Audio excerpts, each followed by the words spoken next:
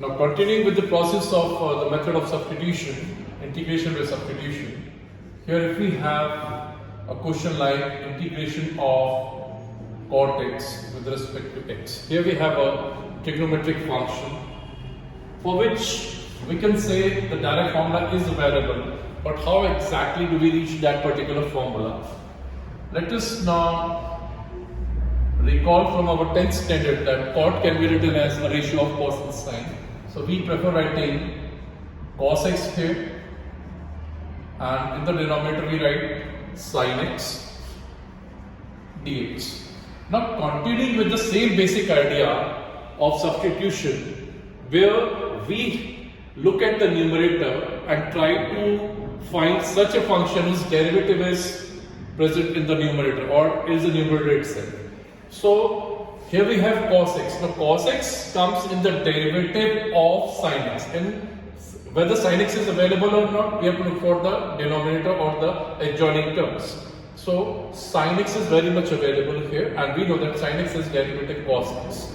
So we have to take such a function of sp whose derivative is present in the numerator here. So that helps us in designing our substitution. Let sin x be equal to t. Differentiating both the sides as usual, we get d by dx of sin x, and this is d by dx of t. So d by dx of sin x makes it cos x, and on the other side it is dt divided by dx. What we need here is cos x with dx. So cos x is here, we can multiply this dx here so as to match with the numerator. We have cos x dx, and this is now equal to dt. So cos x dx here can be replaced by dt.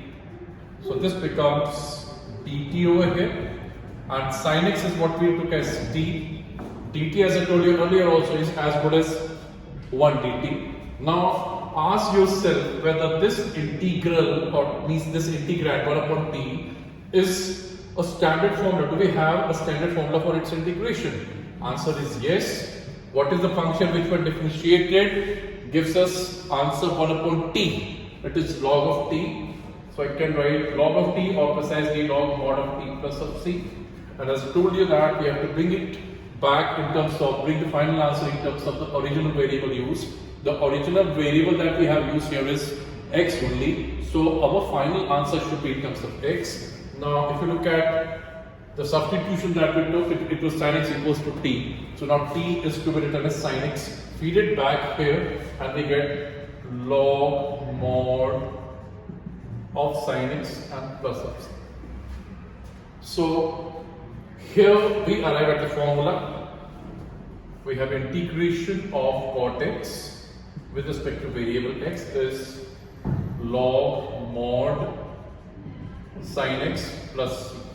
Now it's worth writing, or very important to write mod over here. Why? Because sine, as we know, sine can assume positive as well as negative values. This is the graph of sine function, right? Here we have 0, here we have say pi, here we have 2 pi. You can observe between pi and 2 pi, it's assuming values which are below the x-axis also. So this is why this is say negative x, negative y. So when we talk about sine, so it too assumes negative values also. So as to convert, so as to make or keep this log meaningful, the expression on which the log should operate, it has to be greater than 0 every time, strictly greater than 0. Even equality with 0 is not allowed.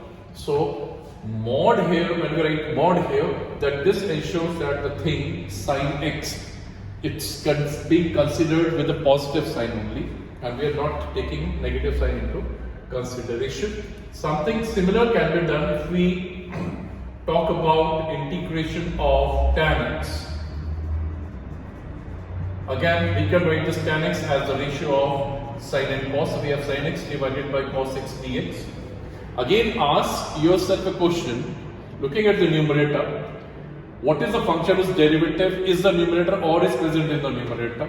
So sin x किसके derivative में आता है? We have cos x whose derivative involves sin x, maybe with a negative sign that can be adjusted later. So here we take cos x as t, differentiating we get minus of sin x with dx as dt. This time I've shifted this dx directly, and we are in need of sin x with dx. Sin x with dx is here. This extra negative sign can be shifted on the other side.